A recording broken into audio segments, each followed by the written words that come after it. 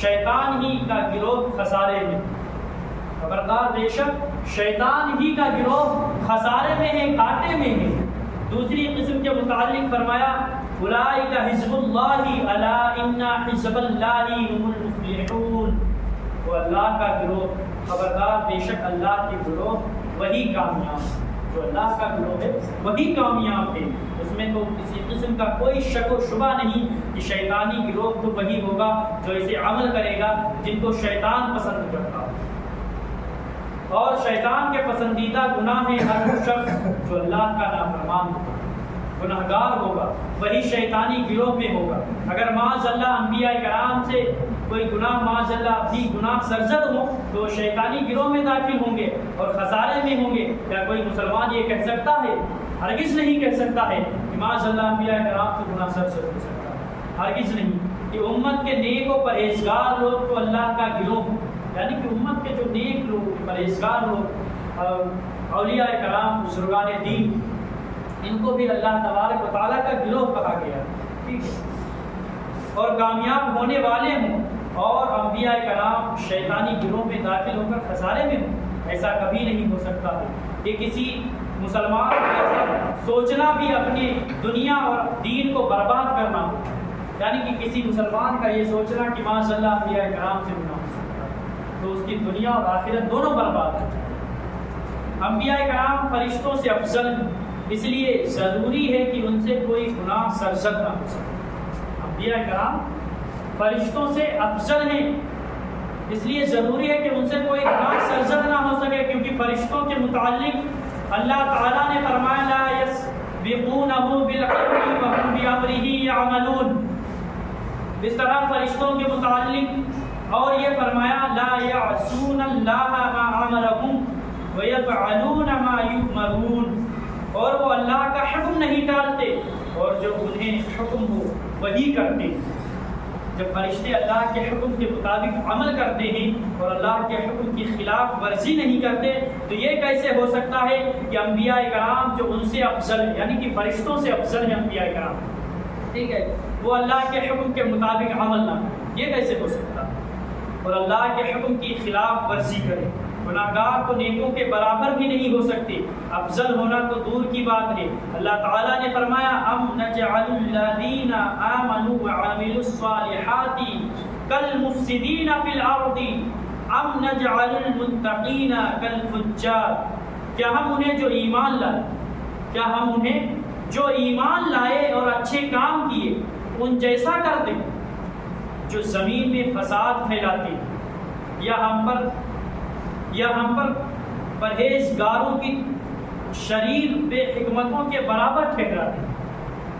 نبی کریم صلی اللہ علیہ وسلم نے ایک اعرابی سے اونٹنی خریدی، آپ نے اسے قیمت ادا کر دی، اس نے پھر آپ سے قیمت کا مطالبہ کیا، آپ نے فرمایا کہ قیمت تو میں نے ادا کر دی، اس نے آپ سے گواہ طلب کیا، آپ نے خیال کیا کہ میری گواہی کون دے گا، میری گواہی کون دے گا؟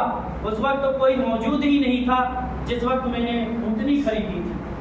تو حضرت خزیمہ نے کہا یا رسول اللہ صلی اللہ تعالیٰ علیہ وسلم میں گواہی دیتا ہوں کہ آپ نے اعرابی کو اونٹنی کی قیمت ادا کر دی ہے۔ آپ نے جب ان سے پوچھا تم نے کیسے گواہی دے دی، حالانکہ تم تو اس وقت موجود ہی نہیں تھے، انہوں نے عرض کیا یا رسول اللہ آپ ہمیں آسمانوں کی خبریں بتاتے ہیں، یا رسول اللہ آپ ہمیں آسمانوں کی خبریں بتاتے ہیں تو ہم آپ کی تصدیق کرتے ہیں، تو کیا اس اونٹنی کی قیمت ادا کرنے پر آپ کی تصدیق ہم نہ کریں؟ یہ کیسے ہو سکتا ہے؟ کہ نبی کریم صلی اللہ علیہ وسلم نے فرمایا آئندہ خزیمہ جہاں اکیلے ہی گواہی دیں گے ان کی گواہی 2 شخصوں کے برابر ہو جائے گی، یعنی کہ حضرت خزیمہ اکیلے گواہی دیں گے، ان کی گواہی 2 لوگوں کے برابر ہو۔ اگر معاذ اللہ انبیاء کرام سے گناہ ہونے ممکن ہوتے تو حضرت خزیمہ کبھی گواہی نہ دیتے، بلکہ یہ خیال کرتے کہ نبی کریم صلی اللہ علیہ وسلم کی معاذ اللہ ہماری طرح جھوٹ بول سکتے، معاذ اللہ سبحانہ معاذ اللہ۔ خیال ہے کہ بعض روایت میں گھوڑا خریدنے کا بھی ذکر آیا، انی جاعلک للناس اماما، بے شک میں تمہیں لوگوں کا امام بنانے والا ہوں۔ یہ اللہ تعالیٰ نے ابراہیم علیہ السلام کو فرمایا، امام وہ ہے جس کی لوگ اقتدا کریں اور تابع داری کریں۔ اگر نبی سے گناہ واقع ہوں تو ان گناہوں کی اقتدا اور تابع داری بھی لازم ہوگی۔ یہ ہرگز ممکن نہیں ہے۔ نبی گناہوں سے منع بھی کریں اور گناہ بھی کریں، لوگوں کو اپنے گناہوں کی ابتدا کا بھی حکم دے، معاذ اللہ ایسی کوئی بات نہیں۔ اللہ تعالیٰ نے ارشاد فرمایا لا ینال عہد الظالمین، وہ میرا وعدہ ظالموں کو نہیں پہنچتا، میرا وعدہ ظالموں کو نہیں پہنچتا ہے۔ یعنی نبوت اور امامت کا وعدہ نیک اور اللہ کے قرب کے مستحق لوگوں کے لیے، اللہ کے قرب کے مستحق لوگوں کے لیے، یعنی کہ جو لوگ اللہ کے قرب کے مستحق ہیں، انہی لوگوں کو امام کا وعدہ لیا۔ ظالموں کے لیے نہیں ہے، گناہگار کبھی نبی نہیں بن سکتے اور نہ ہی بن سکیں گے۔ واضح طور پر معلوم ہوا کہ انبیاء کرام گناہ نہیں کرتے، کیونکہ گناہ گاروں کی منصب نبوت ملتا ہی نہیں، یعنی کہ جو گناہ گار ہیں ان کو نبوت کا منصب یعنی کہ ان کو نبی نہیں بنایا جاتا تھے۔ فَخْرُجْهُمَا مِمَّا كَانَا فِيهِ، اور جہاں رہتے تھے وہاں سے انہیں الگ کر دیا گیا، یعنی جنت میں حضرت آدم و حوا دونوں کو رہنے کی اجازت دے دی گئی اور ہر قسم کے جنت کے پھل اور نعمتیں کھانے کی اجازت دی گئی۔ البتہ ایک درخت سے منع کیا گیا۔ جب شیطان خیر خواہ بن کر قسمیں اٹھا کر نصیحت دینے والے کی شکل میں آپ کو وسوسہ ڈالنے میں کامیاب ہو گیا تو آپ کو جنت اور جنت کی نعمتوں سے الگ ہونا پڑا، اور اللہ تعالیٰ نے حکم دے دیا وَقُلْنَا اهْبِطُوا بَعْضُكُمْ لِبَعْضٍ عَدُوٌّ، اور ہم نے کہا تم تمام اتر جاؤ، بعض تمہارے بعض کے دشمن۔ اور دوسرے مقام پر فرمایا، دونوں آیتوں کا مقصد یہ ہے، یعنی کہ اور دوسرے مقام پر فرمایا قَالَ اهْبِطُوا مِنْهَا جَمِيعًا، رب نے فرمایا تم دونوں مل کر جنت سے اتر جاؤ۔ دونوں آیتوں کا مقصد یہ ہے کہ حضرت آدم و حوا کو جمع ان کی اولاد کے جو تا قیامت معروض وجود میں آنی تھی زمین پر اترنے کا حکم دیا، اور فرمایا تمہاری اولاد اور بعض دوسرے بعض کی دشمن ہوں گی، یعنی کہ تمہاری اولاد اور بعض دوسرے اور بعض کے دشمن ہوں گے۔ خیال رہے کہ شیطان کو ان دونوں کے اتارنے سے پہلے ہی مردود کر کے روئے زمین پر بھیج دیا گیا۔ یہاں اس کے اترنے کا ذکر نہیں، حضرت آدم علیہ السلام سراندید میں اتارے گئے اور حضرت حوا کو جدہ میں اور شیطان کو پہلے ہی کیلا میں اتار دیا گیا۔ حضرت آدم علیہ السلام جب زمین پر تشریف لائے تو آپ کا جنتی لباس اتار لیا گیا تھا اور جنت کے درختوں کے پتے سے اپنے جسم پر ڈھانپ لیا تھا، یعنی کہ ڈھانپ کر تشریف لائے، جنت کے پتوں سے اپنا جسم ڈھانپ کر تشریف لائے۔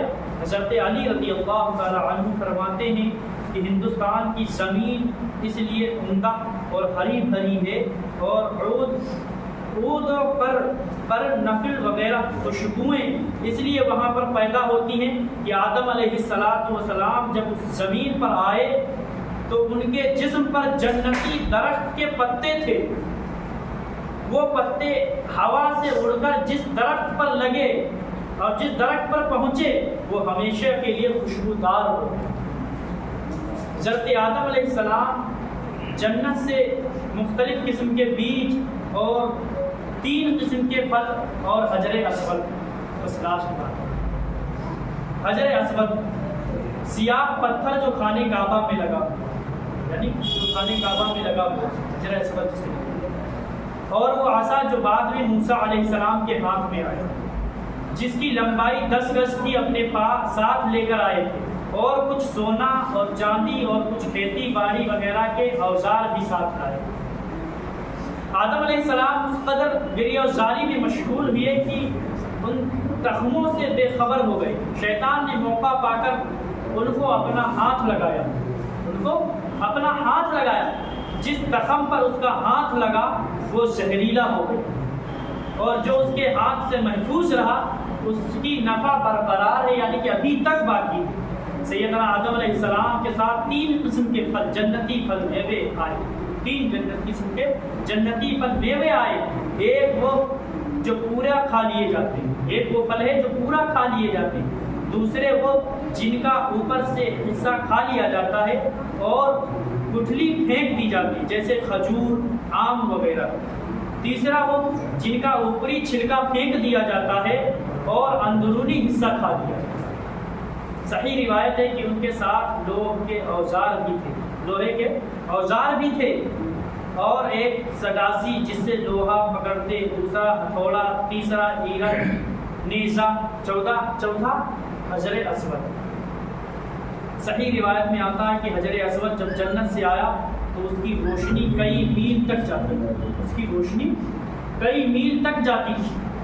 جہاں اس کی شعاعیں پہنچتی تھی اسی حد تک حرم کی حدیں قائم ہو جاتی. حضرت آدم علیہ السلام کو دنیا میں آ کر بہت وحشت اور گھبراہٹ ہوئی. حضرت جبریل علیہ السلام بحکم الہی زمین پر آئے اور بلند آواز سے اذان کری. جب آدم علیہ السلام نے اذان میں حضور کا نام سنا تب ان کی وہ وحشت دور ہو گئی. یہ تمام واقعات صحیح حدیث سے ثابت ہیں, یعنی کہ صحیح حدیث سے ثابت ہیں. جن شاہ عبد العزیز محدث دہلوی نے تفسیر عزیزی میں اس مقام پر جمع فرمایا ہے. اسی تفسیر عزیزی میں ہے کہ سب سے اول کپڑا پہننے کا کام حضرت آدم علیہ السلام نے کیا, اور بعد میں آپ کھیتی باڑی کے کام میں مشغول رہے. نوح علیہ السلام کا ذریعہ معاش لکڑی کا کام تھا, اور ادریس علیہ السلام درزی گری کرتے تھے, یعنی کہ درزی کا کام کیا کرتے. حضرت ہود اور صالح علیہ السلام تجارت کرتے تھے. حضرت ابراہیم علیہ السلام کھیتی باڑی کیا کرتے تھے. حضرت موسیٰ علیہ السلام نے کچھ مدت بکریاں چرائیں, اور حضرت داؤد علیہ السلام ذرہ بناتے تھے. حضرت سلیمان علیہ السلام اتنے بڑے بادشاہ ہو کر بھی درختوں کے پتوں سے پنکھے اور زنبیلیں وغیرہ بنا کر اپنا گزر کیا کرتے تھے. حضرت عیسیٰ علیہ السلام نے کوئی پیشہ اختیار نہ فرمایا, بلکہ ہمیشہ سیر کرتے رہتے تھے, اور فرماتے تھے کہ جس نے مجھے صبح کا کھانا دیا وہ شام کا بھی کھانا مجھے دے گا. اللہ تبارک و تعالیٰ کی بارگاہ میں دعا ہے میرے کہنے میں یا تمام حضرات کے سننے میں کسی